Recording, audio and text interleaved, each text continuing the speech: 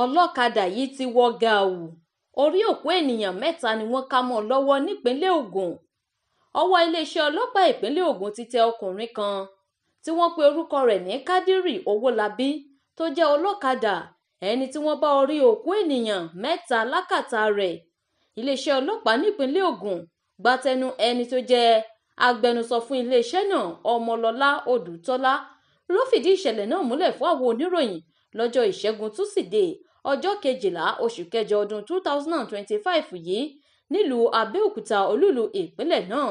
Odùtọ́lá ní àwọn ọlọ́pàá kò gbèrègbè ni wọ́n ṣàwárí àwọn orí òkú náà lásìkò tí wọ́n ṣe àyẹ̀wò ẹrù eléyìí tó wà lọ́wọ́ Kádírì tó sì jẹ́ ohun ìyàlẹ́nu pẹ̀lú bí wọ́n ṣe bá àwọn orí òkú mẹ́ta nínú ẹrù tí afurasí ọ̀hún gbé lọ́wọ́.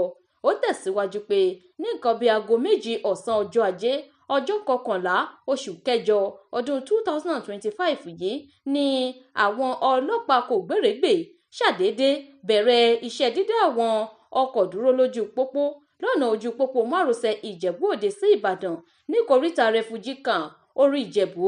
Lásìkò náà ni wọ́n mú Kádírì tó ń wa ọ̀kadà bọ̀ lójú òpópónà ọ̀hún tí wọ́n sì gba ẹrù ọwọ́ rẹ̀ yẹ̀wò.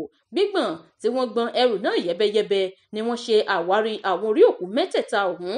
Alukoro iléeṣẹ́ ọlọ́pàá náà sọ pé àjọ ọlọ́pàá kò ní sinmi níbi gbígbógun ti àwọn oníwà ọ̀daràn tó sì nàka ìkìlọ̀ sí àwọn tí wọ́n hu ìwà láabi wípé kí wọ́n lọ so ewé agbéjẹmọ́wọ́ torí wípé iléeṣẹ́ ọlọ́pàá kò ní fi ojú rẹ̀ wò wọ́n.